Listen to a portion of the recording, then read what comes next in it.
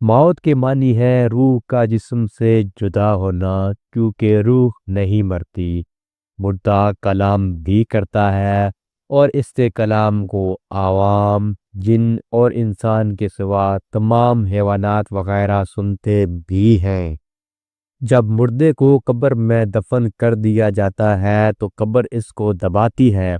اگر وہ مسلمان ہے تو اس کا دبانا ایسے ہوگا جیسے ماں پیار میں اپنے بچے کو جسم سے لپیٹتی ہے، اور اگر کافر ہے تو اس زور سے دباتی ہے کہ ادھر کی پسلیاں ادھر اور ادھر کی پسلیاں ادھر ہو جاتی ہیں۔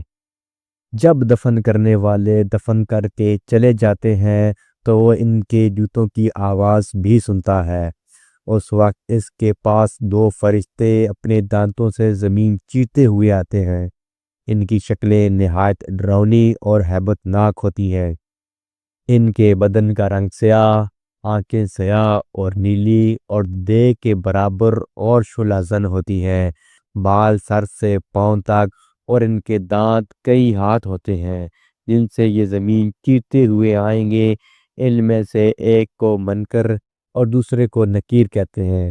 یہ مردے کو جھنجھوڑیں گے اور جھڑک کر اٹھائیں گے اور نہایت سختی کے ساتھ سوال کریں گے۔ پہلا سوال، من ربو کا، تیرا رب کون ہے؟ دوسرا سوال، ما دینو کا، تیرا دین کیا ہے؟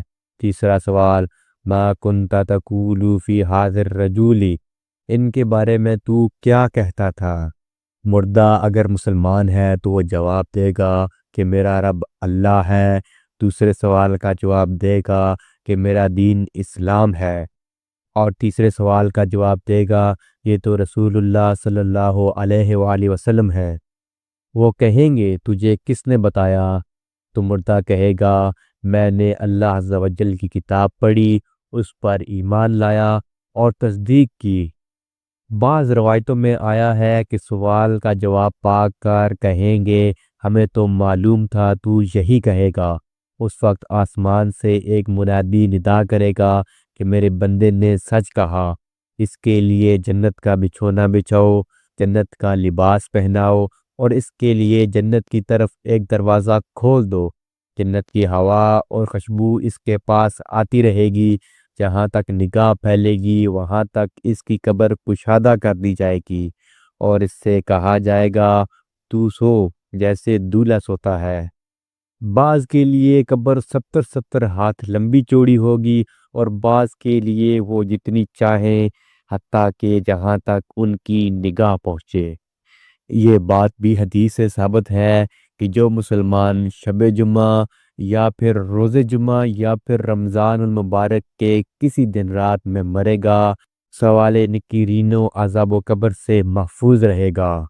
یہ بھی روایت میں آیا ہے کہ یوں ہوگا کہ پہلے اس کے بائیں ہاتھ کی طرف جہنم کی کھڑکی کھولی جائے گی، جس کی لپٹ جلن اور گرم ہوا ہوگی اور سخت بدبو آئے گی۔